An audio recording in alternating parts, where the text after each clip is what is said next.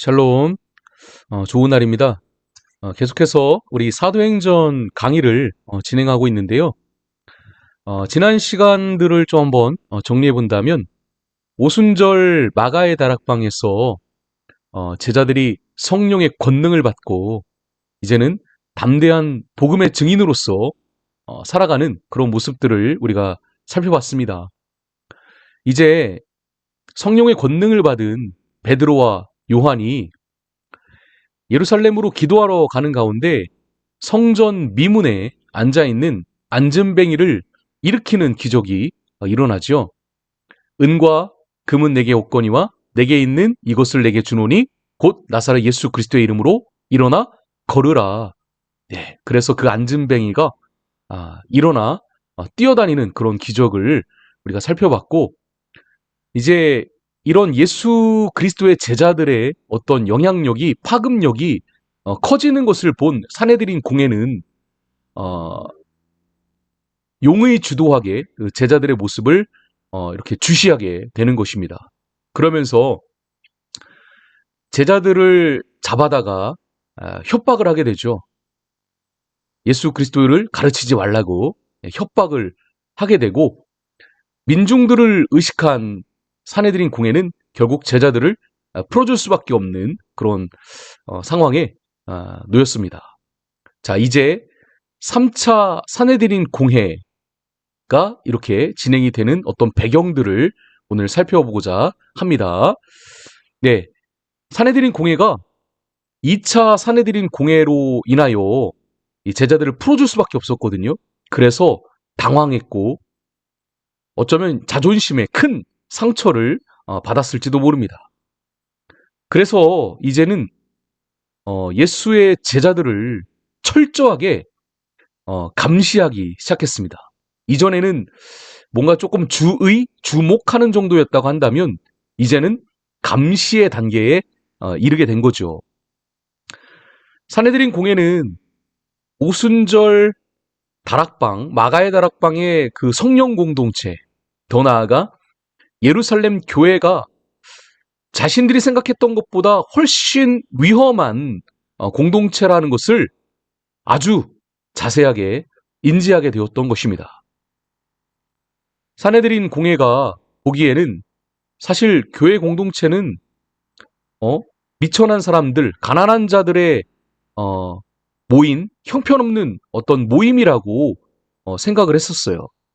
그런데 이들을 보니까 서로의 물건을 통용하며 자기 것이라고 주장하는 자가 없는 그런 이상한 모임이었던 것입니다. 사도행전 4장 32절에 이런 구절 있잖아요. 믿는 무리가 한 마음과 한 뜻이 되어 모든 물건을 서로 통용하고 자기 재물을 조금이라도 자기 것이라 하는 이가 하나도 없더라. 그렇죠. 세상 사람들이 바라볼 때는 참 이상한 모임이 아닐 수 없는 것입니다. 실제로 그 교회 공동체에 경제적인 어려움이 생기자 그 바나바, 위레의 아들이라고 불리는 요셉이 자기 밭을 팔아서 교회 공동체에 내놓았습니다. 자, 이렇게 그들은 하나였고 사랑으로 연합했던 것입니다. 초대교회의 성도들은 이렇게 하나 되어 어려움을 극복해 나갈 수 있었던 거죠. 우리가 잘 알고 있는 구절 있지 않습니까? 사도행전 2장 44절, 46절을 한번 읽어볼까요? 믿는 사람들이 다 함께 모여 모든 것을 서로 통용하고 재산과 소유를 팔아 각 사람의 필요를 따라 나눠주며 날마다 마음을 같이하여 성전에 모이기를 힘쓰고 집에서 떡을 떼며 기쁨과 순전한 마음으로 음식을 먹고. 예, 참 은혜가 되는 구절입니다. 우리 사랑하는 우리 성도님들, 초대교회의 성도와 같은 그런 신앙을 우리가 본받아야 될 줄로 믿습니다. 자, 제자들은 표적과 기사를 많이 일으키고 이로 인해 예수 그리스도를 믿는 자들의 숫자가 날마다 늘어났어요. 솔로몬 행각에서 공식적인 모임을 가지며 백성들의 어떤 찬송 또 칭송까지 받았습니다. 심지어 이 베드로를 만나기 위해 다음과 같은 일도 일어났대요. 그 내용이 사도행전 5장 15절 16절이거든요. PPT 화면에는 없지만 제가 한번 읽어보도록 하겠습니다. 심지어 병든 사람을 메고 거리에 나가 침대와 요 위에 누이고 베드로가 지날 때에 혹 그의 그림자라도 누구에게 덮일까 바라고 예루살렘 부근에 수많은 사람들도 모여 병든 사람과 더러운 귀신에게 괴로움 받는 사람을 데리고 와서 다 나음을 얻으니라. 민중들의 주목이 누구를 향해 있습니까? 산헤드린 공회로 향해 있는 것이 아니라 성령의 권능을 받은 제자들에게 향해 있는 거죠. 자, 위험한 공동체가 라는 것을 인정하지 않을 수 없는 그런 상황인 것입니다. 산헤드린 공회 입장에서 말입니다. 자, 사태가 이렇게까지 되자 산헤드린 공회는 과거에 예수님을 시기했던 것처럼 제자들을 시기하기에 이릅니다. 그래서 결국 참지 못하고 또다시 공권력을 가지고 제자들을 체포해서 감옥에 가두게 되는 거예요. 이것이 산헤드린 공회 3차의 배경인 것입니다. 대제사장과 그와 함께 있는 사람, 즉 사두개인의 당파가 다 마음의 시기가 가득하여 일어나서 어떻게 했어요? 사도들을 잡아다가 옥에 가두었더니, 자, 그런데 주의 사자가 밤에 옥문을 열고 제자들을 탈출시킵니다. 그리고 제자들에게 말하기를 예루살렘 성전에 가서 생명의 말씀을 백성에게 말하라 라고 전합니다. 자, 감옥에서 탈출했으면 어떻게 되죠? 멀리 도망가야 되는데 제자들은 천사의 말대로 예루살렘 성전에서 또다시 생명의 말씀을 전하는 거예요. 특별히 예수님의 십자가와 예수님의 부활을 담대하게 전하는 것입니다.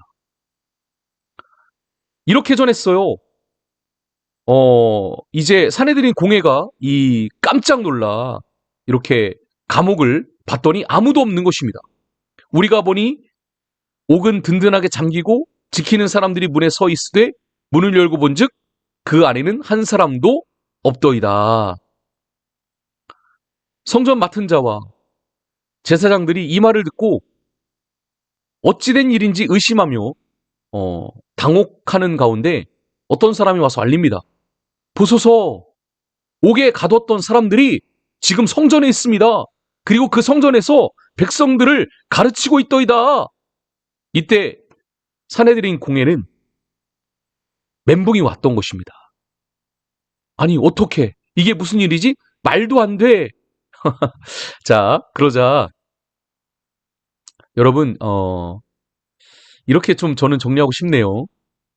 세상 권력이 아무리 막강해도 하나님의 일을 막을 수는 없습니다.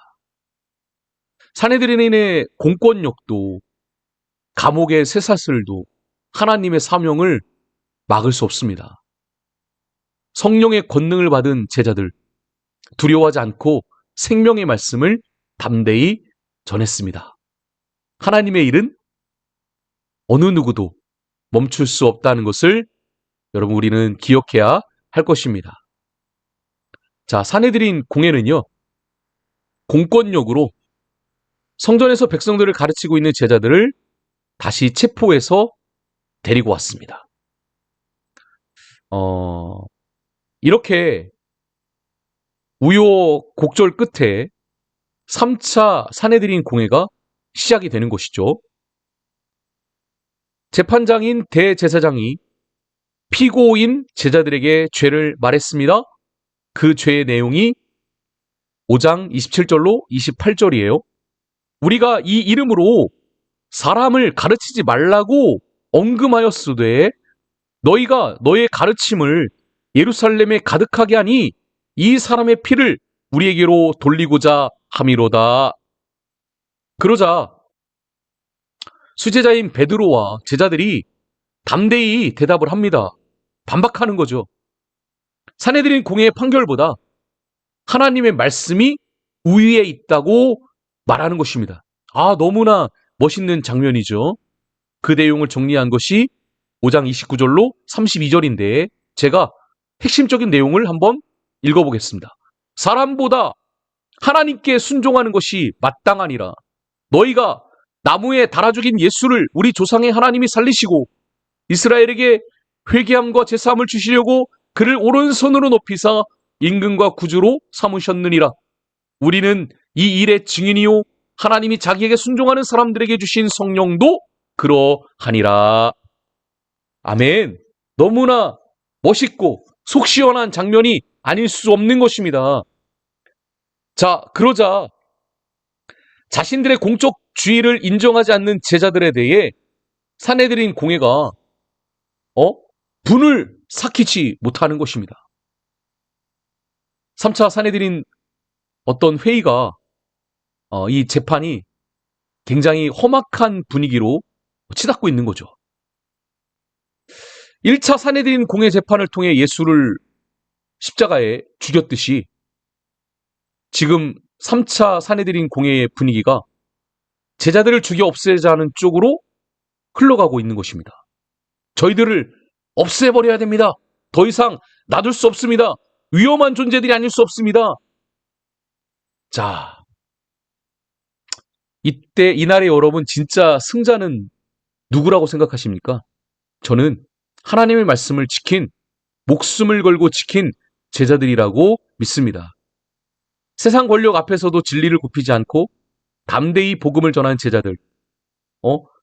그들의 순종 위에 교회는 세워지고 복음은 점점 더 강력하게 퍼져 나갔습니다.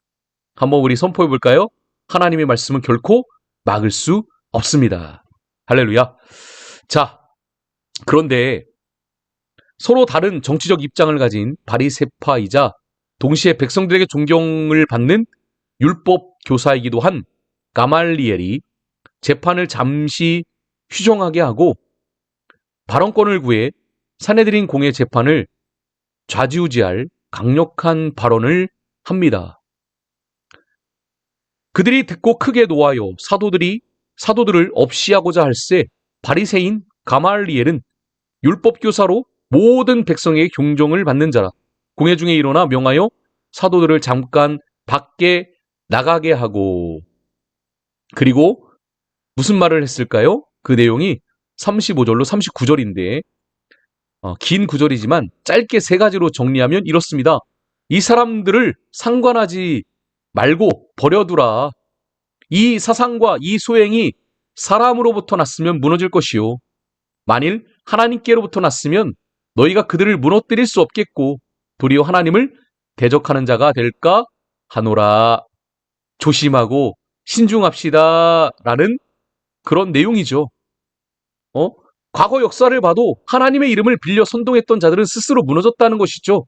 만약 이 일을 하나님께로부터 난 것이라면 우리가 막을 수 없다는 것이죠. 그러니 신중히 지켜보자. 아주 탁월한 가말리엘의 지혜였던 거죠. 자, 그러나 만약 정말 하나님의 일이라면 산헤드린 공회를 할지라도 제자들의 일을 막을 수 없다는 지론입니다. 경고망동하지 말자. 결국 산헤드린 공회원들이 이 가말리엘의 말에 수긍하여 제자들을 당장 죽이지는 않았지만 제자들을 채찍질하고 경고하기로 결정을 내리는 것입니다. 그들이 옳게 여겨 사도들을 불러들여 채찍질하며 예수의 이름으로 말하는 것을 금하고 놓으니라. 우리 제자들이 채찍을 맞았습니다. 심하게 모욕을 당했습니다. 여기서 말하는 이 채찍질은요, 모세 율법에 의한 태형으로 40대에서 한 대 가만 내었을 것입니다. 여러분, 죽을 만큼 고통스러웠을 것입니다. 3차 산헤드린 공회 재판을 통해 채찍을 맞아 온몸이 만신창이가 되어 석방된 제자들은 그럼에도 불구하고 모욕받고 채찍질 받은 이 사실을 오히려 기뻐하며 재판장을 나왔습니다. 저는 이 말씀이 참 심장이 두근두근 거리더라고요. 사도들은 그 이름을 위하여, 예수 그리스도의 이름이죠, 능욕받는 일에 합당한 자로 여기심을 기뻐하면서 공의 앞을 떠나니라. 아멘. 자, 이제 3차 사내들인 공회 재판의 어떤 결론에 이르고 있습니다. 죽도록 채찍에 맞고 간신히 석방되어 나왔음에도 불구하고 제자들은요, 2차와 3차 사내들인 공회 재판의 판결과 상관없이 날마다 성전에 있든지 집에 있든지 예수가 그리스도라는 사실을 증언하며 가르치는 일을 결코 중단하지 않았습니다. 제자들은 핍박을 기뻐하며 견뎌냈습니다. 예수 그리스도가 진리임을 믿기에 그들은 멈추지 않았습니다. 우리는 보고 들은 것을 말하지 아니할 수 없다. 그들이 날마다 성전에 있든지 집에 있든지 예수는 그리스도라고 가르치기와 전도하기를 그치지 아니하니라. 도전이 뜨겁게 되는 것입니다. 사랑하는 여러분, 하나님의 일은 세상의 권력과 폭력으로도 막을 수 없습니다. 하나님의 일은 계속 될 것입니다. 복음의 증인으로 살아가는 저와 여러분 모두가 되시기를 간절히 소원합니다. 샬롬.